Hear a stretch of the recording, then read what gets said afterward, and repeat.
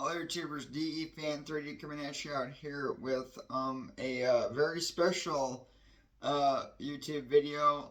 This is to commemorate the 1 year anniversary of Iowa from last year, from when I got to experience the Cup Xfinity ARCA garage for the very first time in my life, and it was quite an amazing trip for sure. In the garage there, experienced that, and I was wearing these sunglasses. I didn't feel like wearing my regular glasses because I didn't want to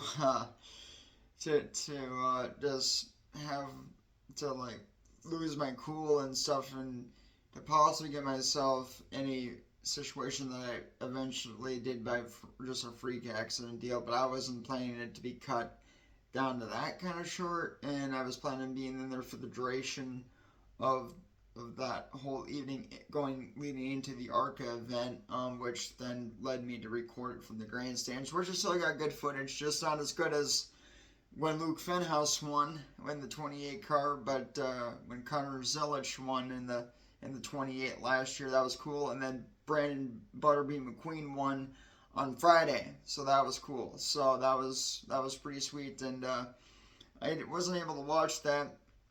I'll get to that in a later video. But the thing though that was really cool is that after I ran across pit road or the garage area, I was on the ARCA or the Xfinity side during happy hour practice, where the cars were driving in and out of the 18-wheeler hauler bays.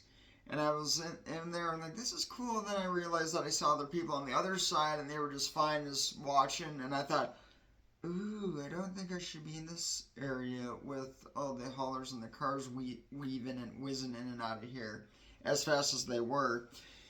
And I thought, I think I'm going to go to that side. So I quickly looked both either direction, left, right, and took off to the other side. And I was fine. And at this point, I was already in there for a good a good straight 5 hour already. And of course, I got a lot of camera footage for the YouTube channel, and then of course personal photos, and I'll sporadically show them out here and on this video. And I'm able to load 4 photos onto one video. So, but I'll when I get the best 4 drivers that I definitely want to show for that. And so yep, Ryan Blaney was the Cup winner. Xfinity was Sam Mayer, and then Connor Zelich. And Saturday I was supposed to stay for the Xfinity event. It did rain that morning, and we didn't think it was gonna get through. Well, we left early. I talked to Sam Mayer at a driver meet and greet. I got his autographed postcard. I got to ask him a Q&A question of what's it like having Dale Earnhardt Jr. be your crew chief. And he said, Junior, he's a down to earth guy. Of course, being from a famous father like he is, that's pretty cool to look up to him, and a hero, and just able to be in the opportunity to drive his cars and be in the presence such as him is really cool. And if we have an off week, he'd be kind of he'd be saying like, that's fine, and then maybe not do it this way, maybe try it this way instead. But if we do something that's way off kilter, he'd be like, why'd you do that? And but if there's anything that he will talk to you and love to talk to you for hours on end, mention anything Myrtle Beach Speedway to him, and he'll be talking to you until the sun comes up. He just loves that old that Myrtle Beach Speedway in Florida. Unfortunately, they tore it out of there, and he was really heartbroken. And I can understand that, because that's how I feel about the Minnesota State Fair Speedway that ASA held from 1985 to 2002 for Labor Day Monday events, and I was thankfully at the last one, since here's the actual program book to that race. So, and and I was 6 years old for that one, which is cool. So, but I I was quite taken back by that. I'm like, that's pretty sweet. And then, of course, getting to meet Austin Dillon, telling him how much I looked up to him as a figure such as he. But then, of course, I told him, I said, you're driving the 3. You definitely know where you place Dale Earnhardt, but I look up to you as if you are Dale Earnhardt, and I just really love the way that you are carrying on the legacy. I know Dale Jr. drove this number a little bit. That was only in the Busch Xfinity Series nationwide at the time. But I definitely am glad that I'm able to talk to you finally, Austin. And I've talked to your brother a lot, but I really wanted to talk to you. And I said, with me in the motion state that I am with missing Dale Earnhardt, can I give you a hug, buddy? He's like, absolutely. So we hugged, and I said, can I take that selfie with you? He's like, sure. So we took the selfie photo. I'll post it on here. And then I said also, too, when Dale won the 1988 Daytona 500, I wasn't able to remember that. That was cool that you were experiencing that with your brother and Taylor that day in Victory Lane in Daytona that day on February 15th of 1998. And then you're able to come back on the same day on that in the same 20-year date of 2018, but on the day that we lost him, February the 18th, to kind of again still continue the healing process, even though that all these wins are great, but there's nothing we can do to bring the Intimidator back. That was a really that was kind of a little burden buried there, and made February 18th a little bit less more depressing. He's like, absolutely, and he agreed with me. And I told him about the lucky pennies on both cars, and the sister brother car too, the Monte Carlo and the Camaro.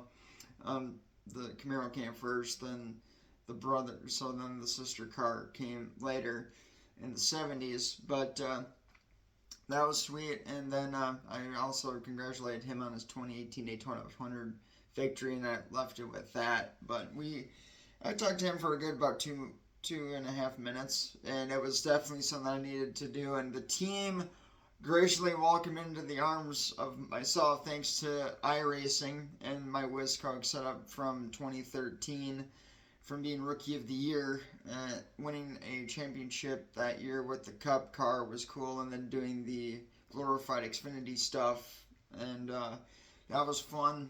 And driving the 33 and then the 51 WizCog car that Ty Dillon was driving at the time, and the 51 that I did the Camaro with, because he had that in 2012.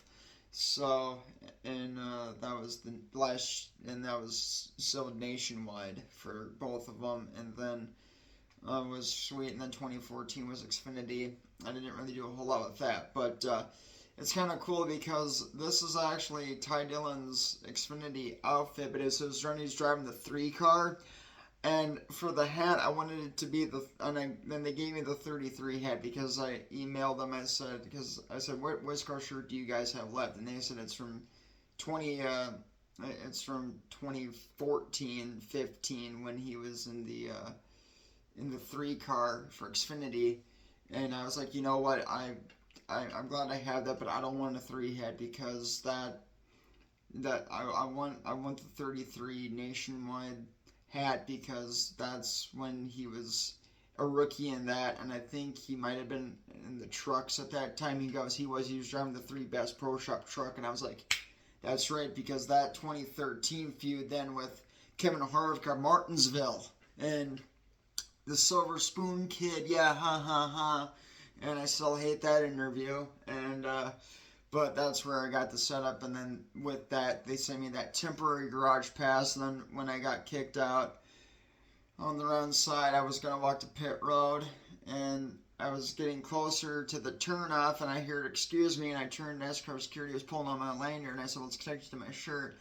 And she saw the lanyard, the lanyard pass, and the laminated pass that I had, and she just ripped it right off. And she's like, where did you get this, and how many more of you are in here? I said, it's just me, and I got that from iRacing.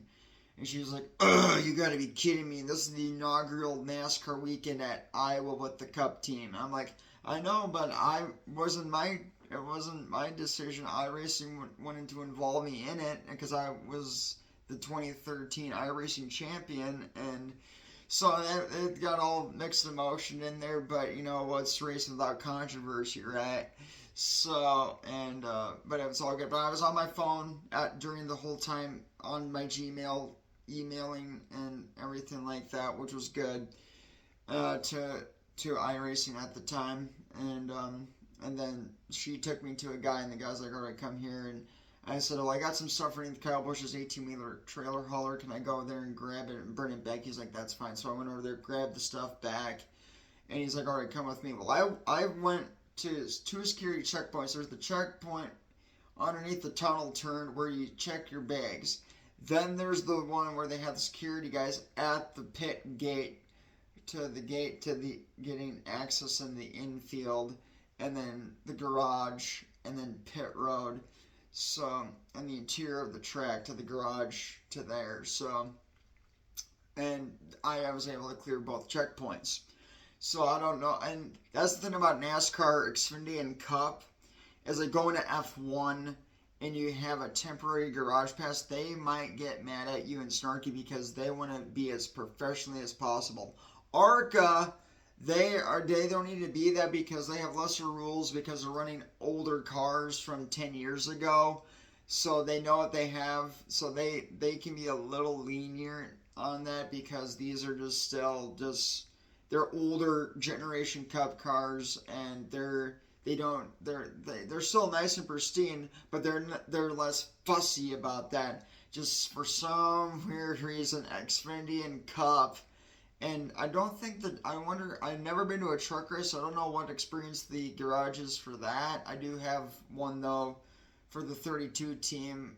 I forgot what the team was because I think it was like TSR or something like that. It was although I did a one-off on iRacing with the 32 truck of Ryan Truex and the Bass Pro Shop truck that he drove at Daytona. I did two events at that, and I actually won both of them on iRacing. One was at Kentucky, and I got to run Rockingham, and I won that too, and that was in 2013, just two truck one-offs. And then eventually I got the Bass Pro Shop 32 hat along with the shirt, and I'll have yet to wear that to a truck race.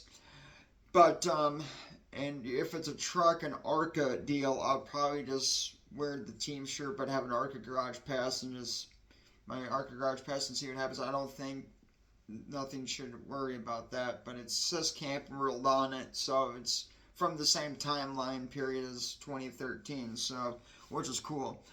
And so yeah, so it's just they're really strict, and I did the same thing in 2007, but because I was 11, my grandfather told him, he goes, well, he's 11, he goes, you have to be 18, and that's his Nextel Cup. We're talking about 20 years ago in 2007 in August at Michigan for the 3M Performance 400, and I was like, man, and I was that close to see Junior's car. I saw the 18-wheeler transporter convoys rolling to the outside into the infield garage area for that Thursday afternoon between both dates of all the series rolling in to Michigan. But I did touch a car a little bit. It was a show Arby's Matt Kenseth car, and I touched my hand a little bit, and then the security lady said, "You can't touch the car," and I was like, "Oh," and because I saw this older photo of my grandfather back in the mid-90s, late 90s,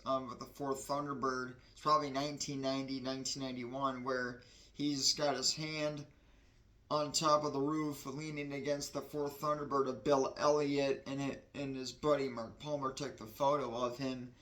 And I was trying to replicate that, but apparently not. But other than that, though, it was good. I was under 5.5 hours. I got exactly what I wanted to do. And then 2 weeks after the fact, they said, we can't give you an extra Iowa garage pass, but we'll send you an apology garage pass from the same year so you are connected to that. So they RSVP'd me and messaged me on Gmail and then sent me it of April of 2024. there was a dude's name on this thing, but they wiped it off and they put my name on it. And that's the legit. That's what I should have had for Iowa, but I wasn't able to get that. But this is last year's Dover Downs Garage Pass. Of course, I wasn't there for that, but this is because they felt bad, and that's really really nice of them to do. So then at the same point, they asked me about something else, and I said, "Well, we know that you autographed the small little die-cast cards, which I do, and I'm bringing this one with me next year when I go to Iowa for the ARCA Xfinity and Cup weekend next year." And I'll bring one to sign, and I do the postcards, so they know that I do that. And they said, but for your personal collection, do you want us to send you the 33 Ty Dillon 124 nationwide car? I'm like, oh boy, the 124 scale. And I said, you know what? Let me get back to you on that, because I think that's too soon to get that. I'd say. And I told them, I said, I want to wait until late January, maybe early February, around the time that the NASCAR schedule comes up, because I want to reveal the car, the 124, on my YouTube channel whenever the Iowa Sunday race is for 2025. And they said that's cool with that. So in late January, when the schedule came out, I said, I asked them, I said, do you guys still have that 33 Wisco Ty Dillon nationwide car available for me?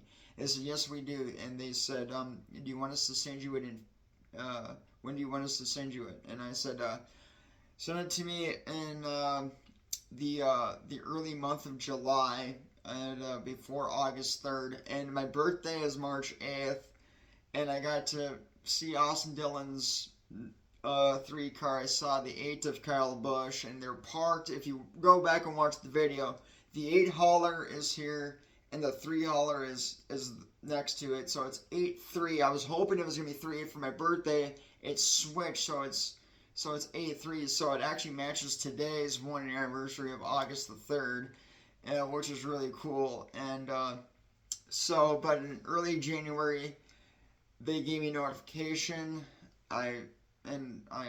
They sent me a sheet and a virtual one, and it had me just say sign there, and it did.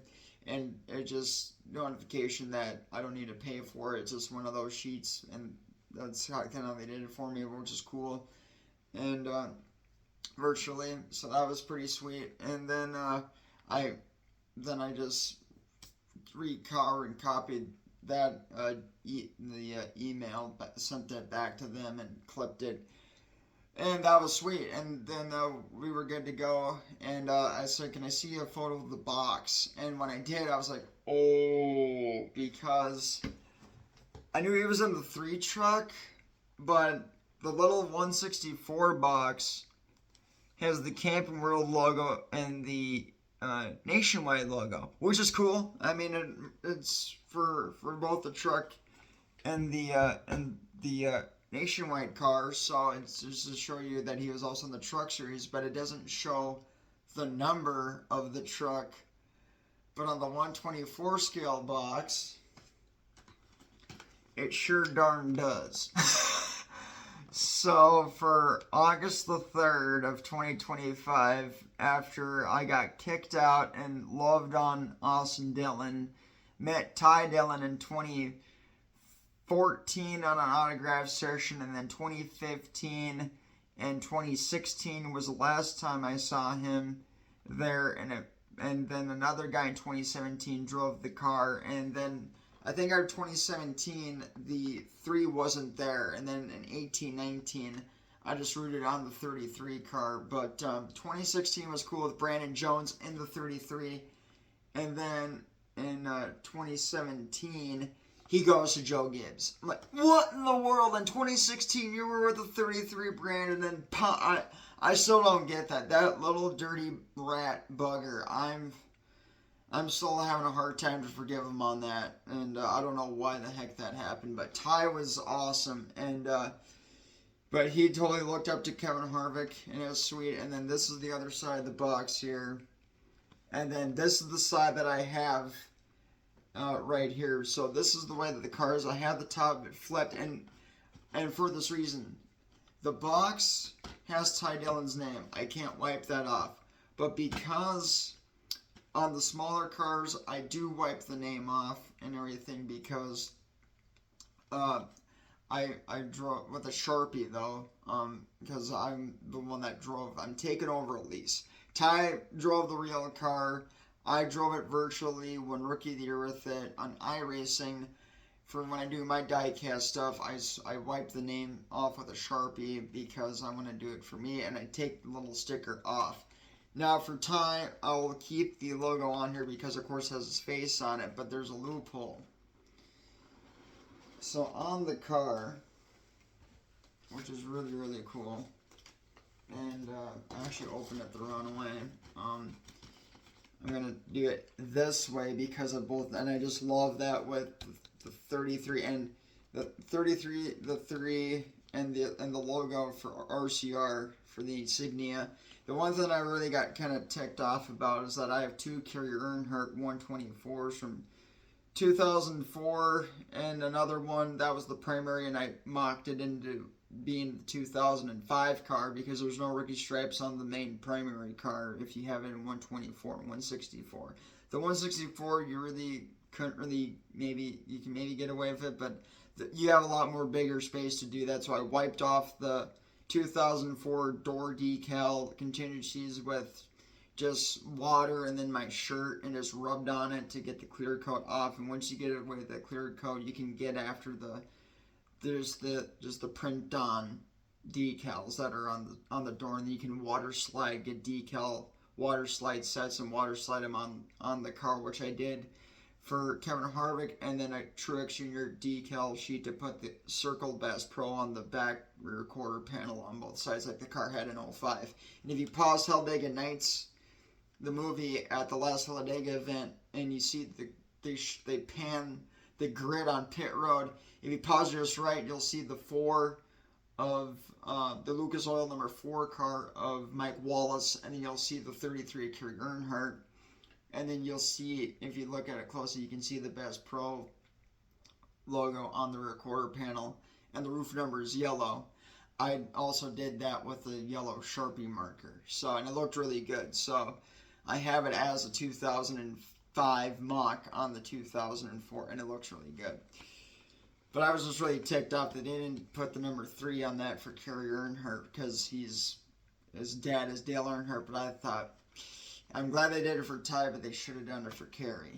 But I'm glad I have it though, and I like the top too. That's pretty, and that's really cool. That's really cool too. And I have his autographed postcard. I'll get those here in a little bit, but I'll get the card here first. And then this is the paint too, 2013, and they started this in 2008. And they actually checked that 2007 was with the Car Tomorrow cars, and then they carried it. But 2007 was really something with the COT because that was the COT, and they started it where they had the plastic bolts and the plastic bolt holders with then the little screw. So they screwed the car to the styrofoam. Boy, and if you have so many of those cars and you want to get your favorite drivers, and you start yanking and cranking on all of them in one day, you eventually might wind up with carpal tunnel. Because I tell you, some of those can be a really major pain. And I know if a lot of you have collected these diecast cars in that era, you will know exactly how much it just sucks that they're not acting like it's 2005 and 4 when you just take them out of the sleeves, out of the action boxes, and don't have to worry about unscrewing that. That was so wonderful too when you took the car out, had that protective sheet sleeve like the car cover, and you slid it off of it. It's like almost like taking that screen plastic, the plastic off of your phone screen on your brand new iPhone or Samsung from AT&T, and you pull that off. Such a satisfying satisfaction of that, oh, it's all brand new, and that's that new die-cast car smell, and it smells like heaven. So it was cool. This was a pain though. The front one wasn't bad. The rear one sucked to get off. But the cool thing is that you don't see Ty's name on the roof. It is because I wiped that off for me, and that was cool. So of course I wasn't using a Sharpie because I had a lot of room to do it, but it's really awesome. And I'm actually adding 3 car photos on this video because the last photo I'm having here is this Eaton logo right here. In fact, that Eaton logo is actually the same logo that was on the Minnesota Eden Prairie Water Tower by Highway 212. They changed it now, but back almost 20 years ago, it was the white aluminum pole, and then it had the blue top circle part of it, and then in white letters just said Eaton on it. And I was like, huh. Well, then when I saw Ty's Wisco car and I was driving it, and I saw that, and I thought, oh, that's where I remember seeing that. So that was really cool that they also used that Richard Shortis was graceful and cool enough to use a sponsor that was actually in my neck of the woods in the upper Midwest, where NASCAR don't really drive any nationwide cars in near or Minnesota, for that matter. They were thinking about building a NASCAR track not too far away from Elko, and they were talking about doing that in 2006 to 2009, but nothing was approved and no ground was broken. But around that time, that's when Rusty got to getting on Iowa Speedway. So Iowa got it, and Minnesota got the shaft, but at least we have Elko to be thankful for. So that's pretty neat. So, but the car's cool, and this is pretty cool. But the thing that's weird though is then that was the year they had them all the way back. But for me, I personally, I just like them when they're just right there. But they have the year of the car on the hood from 2013 with the license stuff. The back of it's cool, and on the 164 the SS logo is shown here, but I was like, oh, where's that Super Sport logo that's primarily on the trunk? I thought it was on the back of the spoiler. Well, it makes sense because when you let the trunk up, boom, there's the SS Super Sport logo above the rear taillight above the 33 number. I'm like, oh, that's pretty cool. So it was hidden from this little from the plastic piece right here. So they don't, and of course they don't do it on the 164, but it's cool that they do it on the 124. It's like a little game of peekaboo. So I like that, which is a good touch. So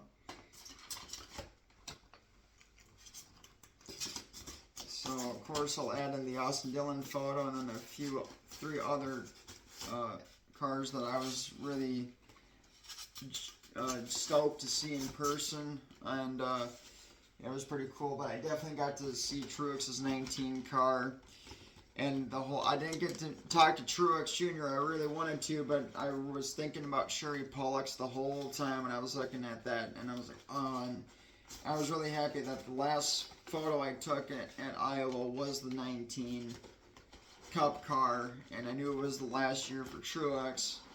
And as a part-timer, I know that as a full-timer now, I know he's a part-timer, and but I'm pretty sure that yeah, he's not having the.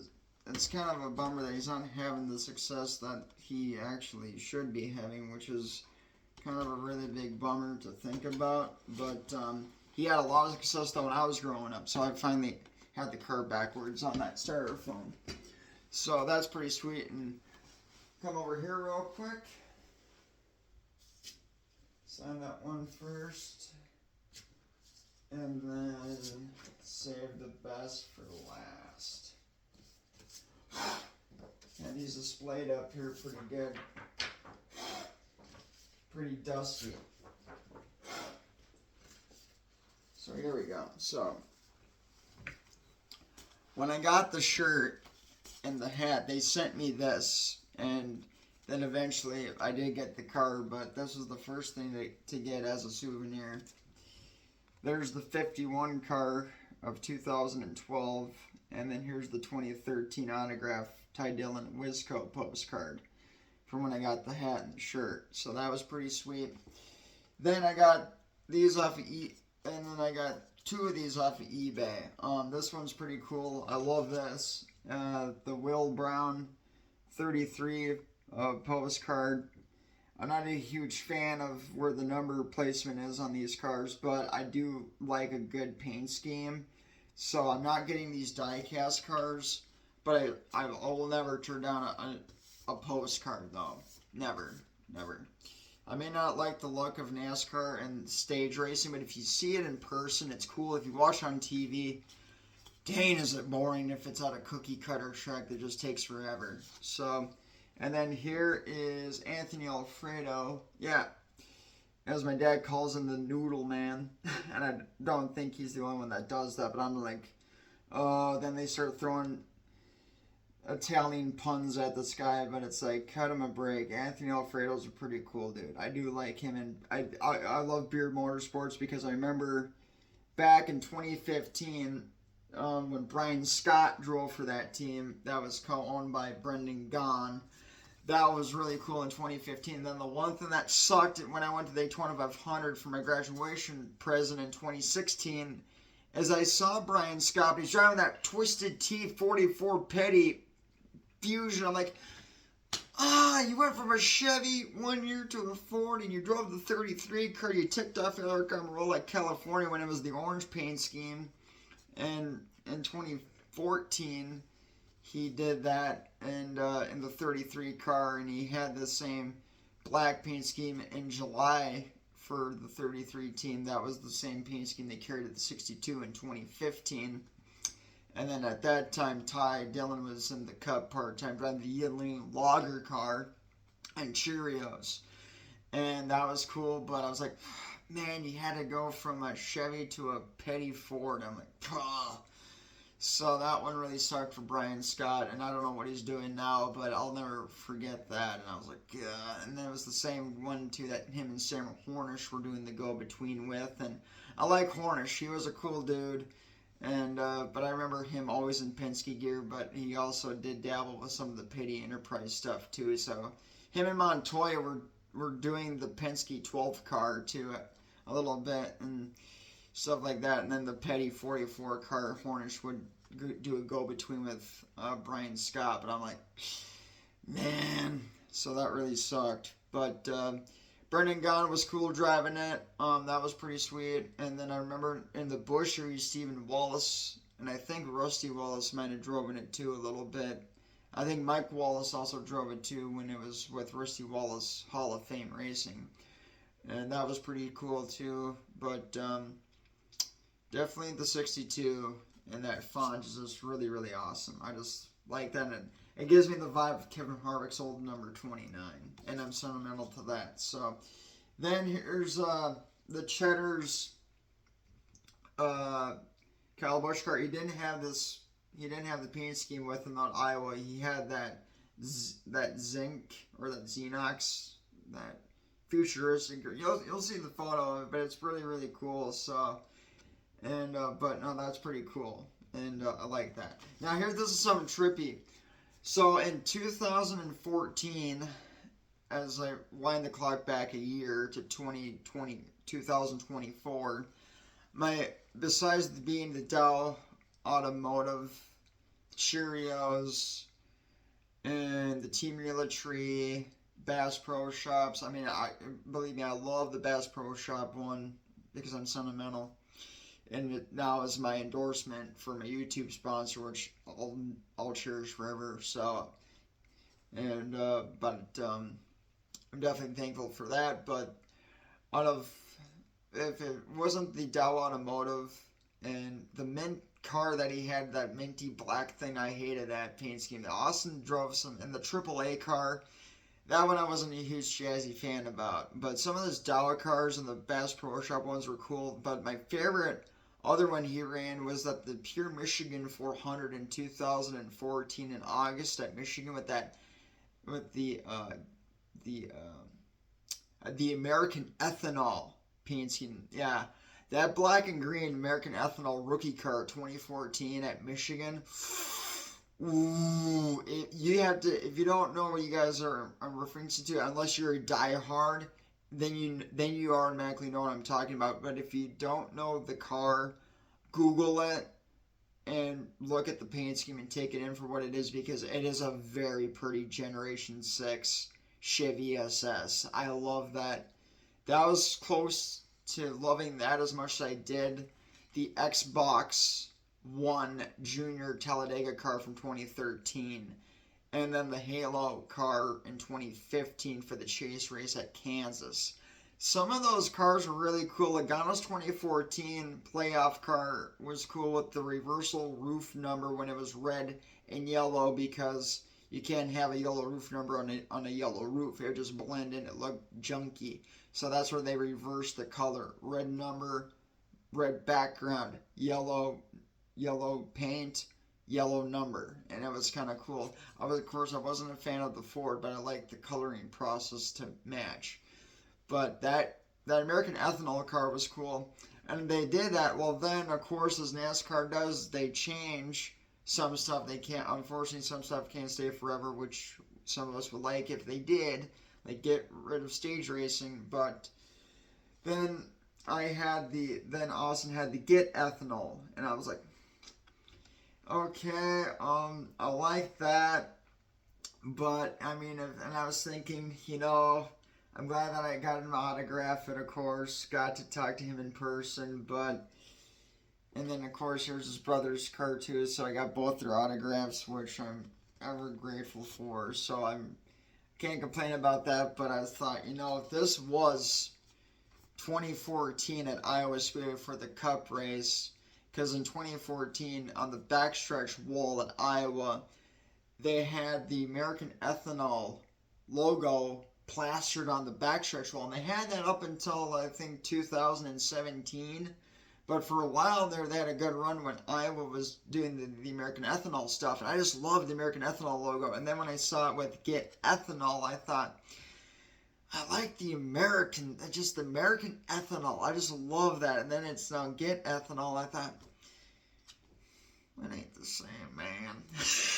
So, but other than that, it was cool. It was still a fun experience, and I got to get something that not the normal racing was. And when I was kicked out of there, I was worried that I was going to lose I have the other postcards down here too, and so those are the big ones. Now this was really cool. I'm of course not a Ford fan, but I knew that growing up with Tony Stewart, I did admire the guy. He won the championship 20 years ago in 2005, and then thinking about last year, and he won it in 2002 with Pontiac, and that was the last win that he had with Gibbs, and so he didn't win again until 05. So, and then championshiped up with in 2011 as his own one in the 14 car, and then he didn't get another one until Harvick.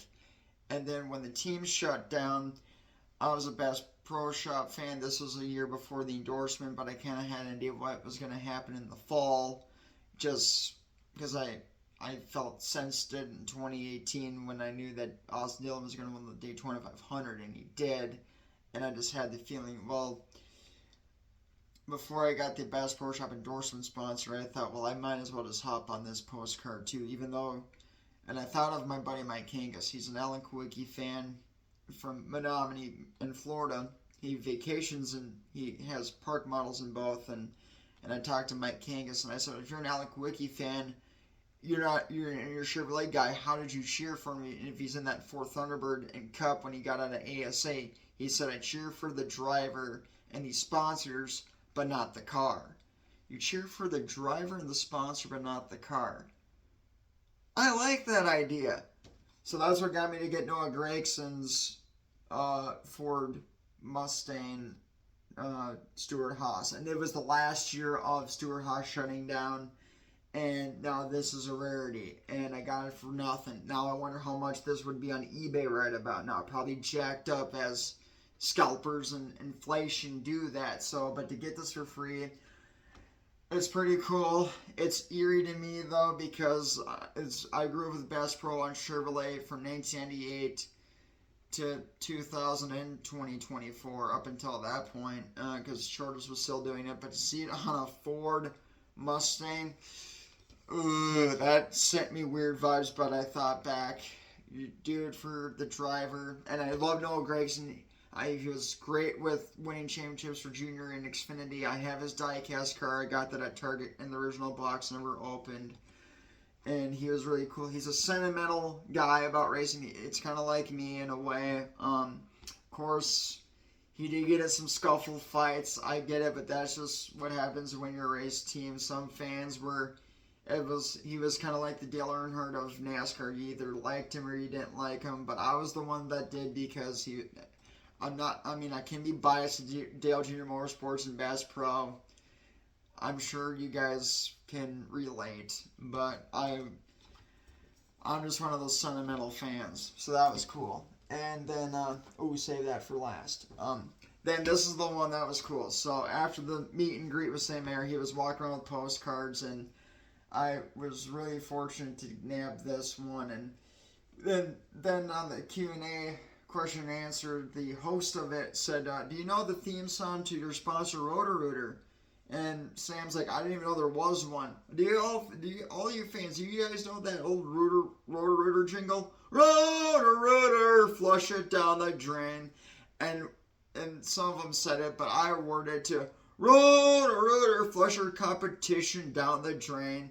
And a few people were like, that should be the new slogan right there, flush the competition down the drain. And I called it before he won it. And I was like, man. So I was thinking, man, I should have got a lottery ticket that day too, but I didn't. But he won it after the fact. But I could have gotten it when I watched the last clip of it, and I called my dad and I said, hey, Sam Mayer just won. He goes, they raced it. He goes, we didn't know, but now we're going to because my mom and dad will get a tow behind camper next year for their truck, and they're not going to.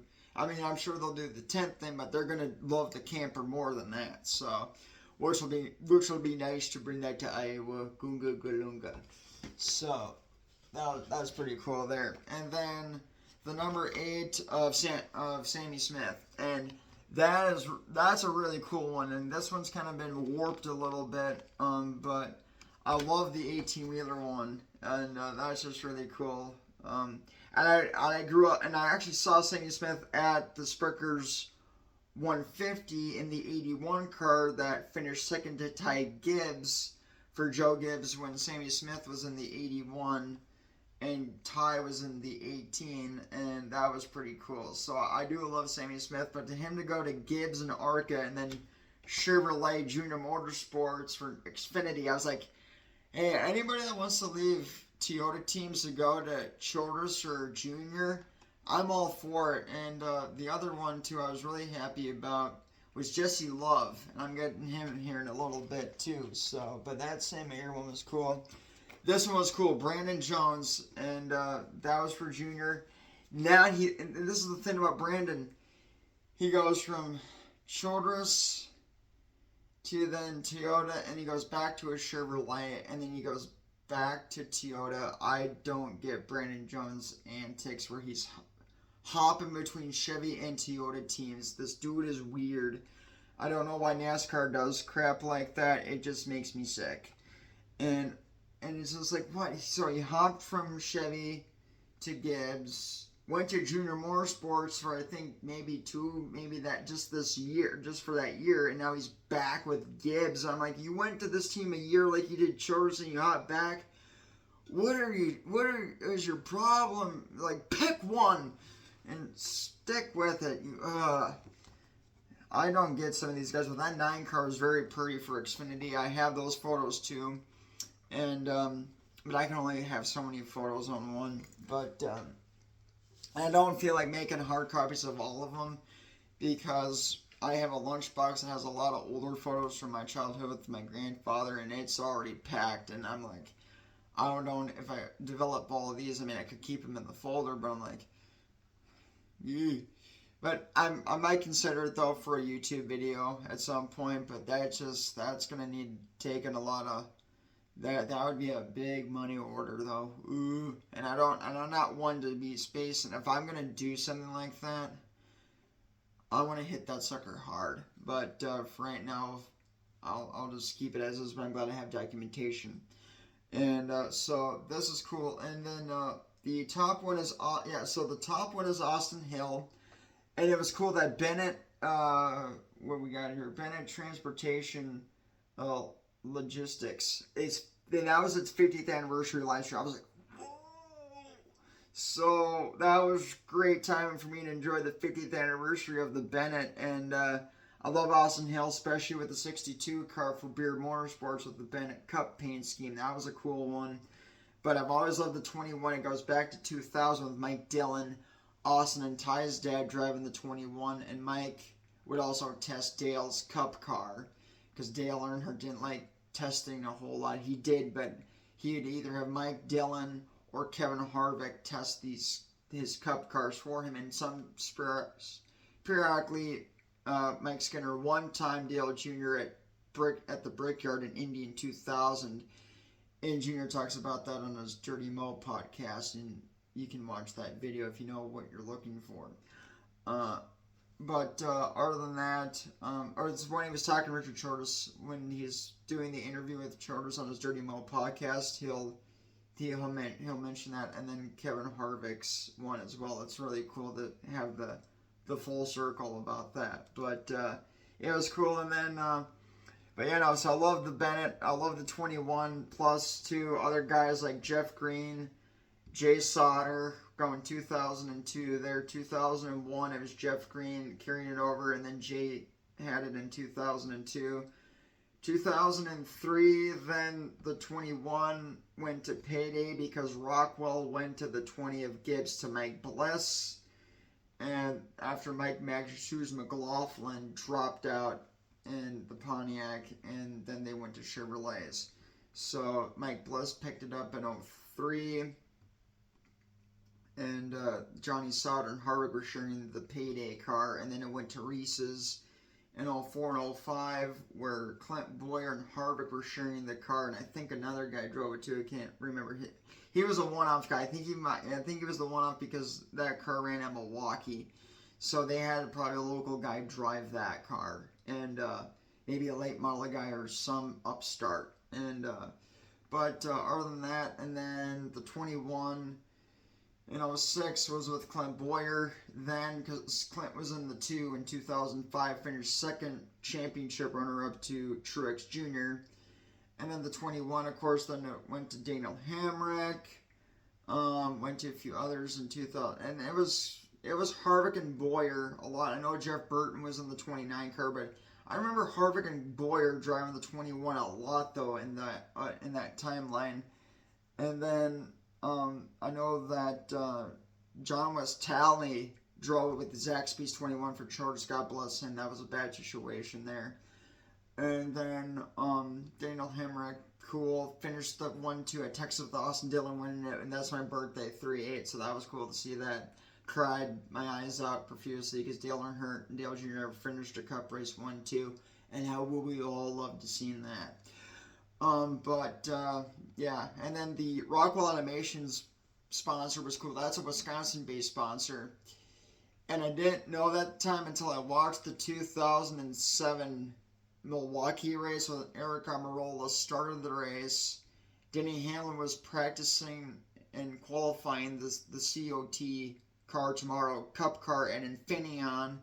Rockwell called Denny at the track in California at Infineon Raceway and said, hey, the 20 team and Eric Almirola are running Milwaukee, but the Wisconsin partnership people are all here, but they really want to see you a little bit more. Eric Almirola is doing a great job, but is probably going to be a good candidate tonight, but they just would really like to see you more. And he thought about it. He's like, all right, after qualifying, then I'll take my Keen Air and I'll fly it over to Milwaukee. Perfect.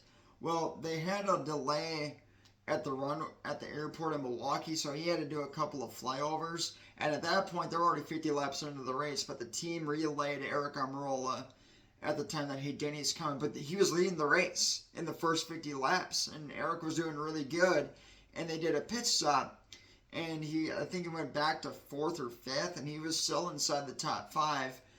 And then there was a caution right about the time that caution happened. Then Denny's plane lands. And of course, it takes a while. So then about a lap 120, maybe 125, there was a spin of some sort, or some freak caution thing happened. And then at that point, Denny kind of made his way to the track clearance and drove in. And then they said, all right, now on this caution, then come down on pit road. And he brought the car down, waited, and they weren't, and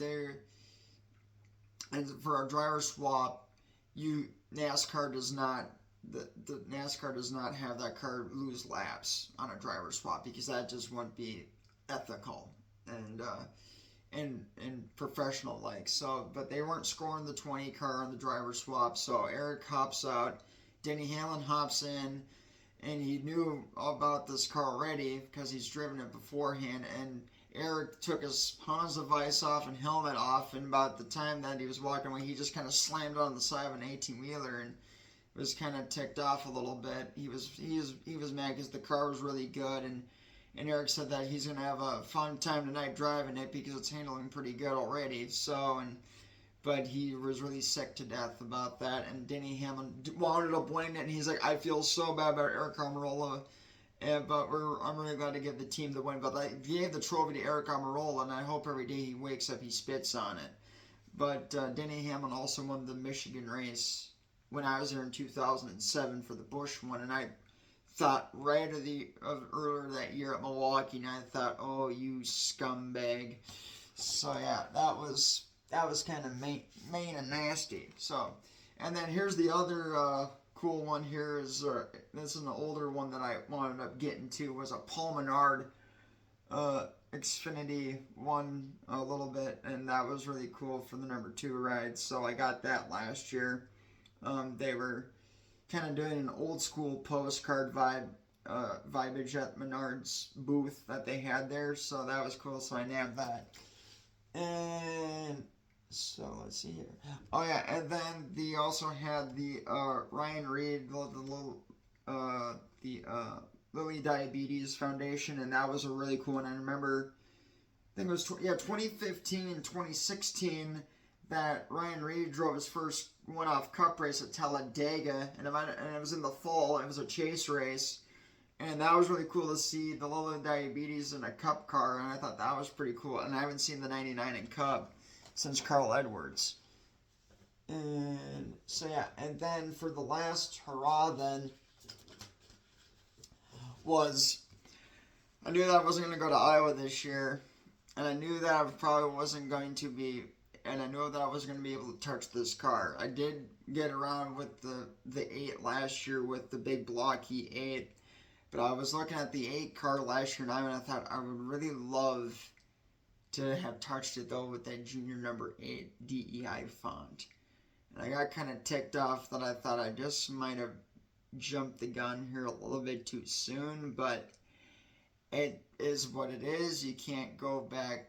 You don't have a time machine. You can't turn back time, but the next best payoff you can get is a postcard. Even though you can't get and touch it, you could certainly find a way to get it autographed. So I will bring this postcard with me next year to get it autographed, so I have the connection.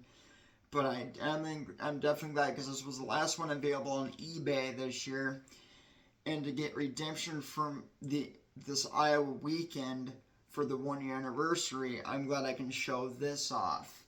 I ordered this at around the same time I got the 33 Ty Dillon diecast car in early July for Sammy Smith, and I kind of choked up and cried a bit because I really love that junior font, and that's what the OG NASCAR community grew up with from 1999 to 2009 when Eric Almirola last drove it that was the first year of Earnhardt Ganassi, and then the 8 fell off after 7 races because of fundage. And it started as the Guitar Hero 3 Target car, and they had Target because Montoya was part of the deal, and then they dropped the 8, then it was just the 1 and the 42, which then led into 2010, 2011. But in 2010 was a great year for Earnhardt Ganassi because 2010, the 1 did a bane with McMurray, won the Daytona 500, and Montoya got his Watkins Glen win in 2010 redemption after he had that hickaboo with the Pennzoil 29, a Harvick, and his Dodge Avenger in 2007, and grabbing his helmet and stuff like that when it was the big red car. And it was the year after Talladega Nights came out, and I loved the quote. And I, of course, have the extended version. Big Red, America's #1 chewing gum. If you don't chew this, beep, you got something wrong with your mind. And, of course, the theatrical version. Hi, I'm Ricky Bobby. If you don't chew Big Red, then beep you.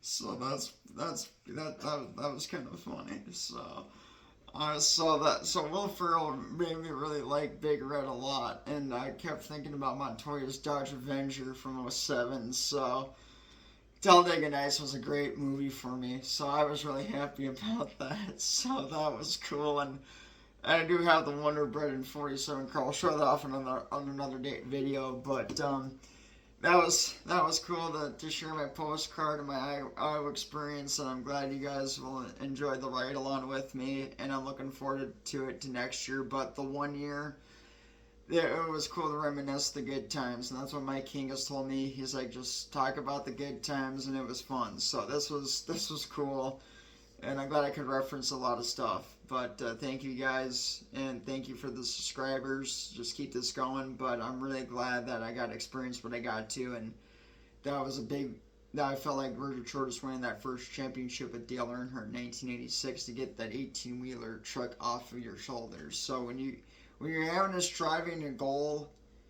in life that you absolutely want badly, and when you're able to achieve it, how many years later, if it takes like a few years, a few days, or like 3 decades or 2 decades, but however long it takes you to achieve a lifetime goal that you really want to strive for, the reward of it is so awesome. And take the moment in, and don't let life slip you by, because at some point, if you had an opportunity and you didn't take it, you might regret it for the rest of your life. So don't wait. Hop on it no matter what. Even if it involves risks, just let it hang, baby. Let it hang. Because Dick Trickle, you gotta wanna.